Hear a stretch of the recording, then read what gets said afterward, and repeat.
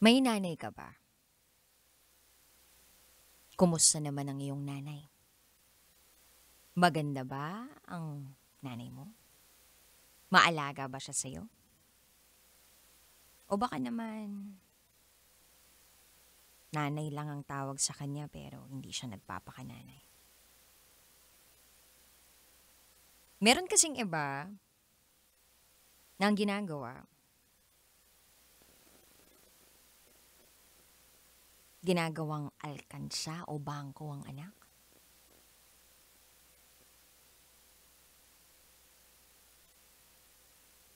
Yung tipong dapat kumita sila sa pagpapalaki nila sa anak nila. Para kung ano mang kikitain ng bata, ay may makukuha sila.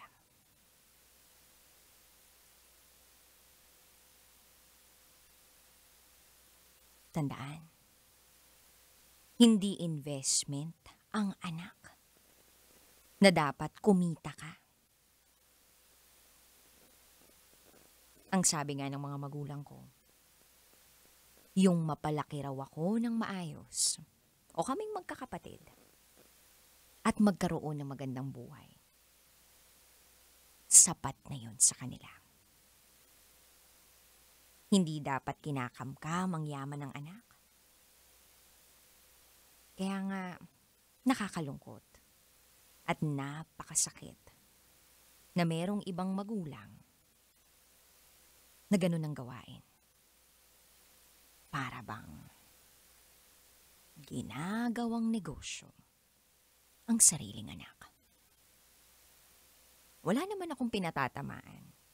Gusto ko lang i-congratulate si Carlos Yulo. Congratulations! Ngayong gabi, samahan mo ko. 9:00 ng gabi hanggang hating gabi para isiwalat ang mga pinakatatagong sikreto ng ating mga kabisyo.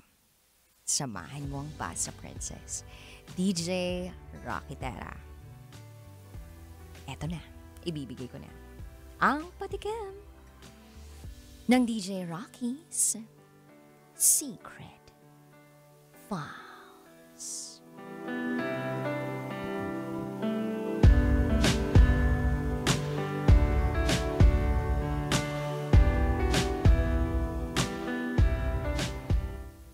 After 9 years, bigla kaming nagkahiwalay ng boyfriend ko.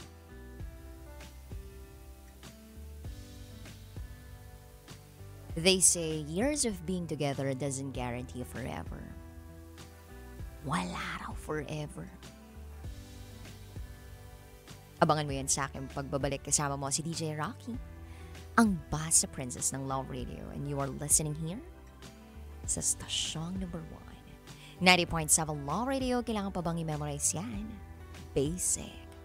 Up next is DJ Rocky's Secret Files.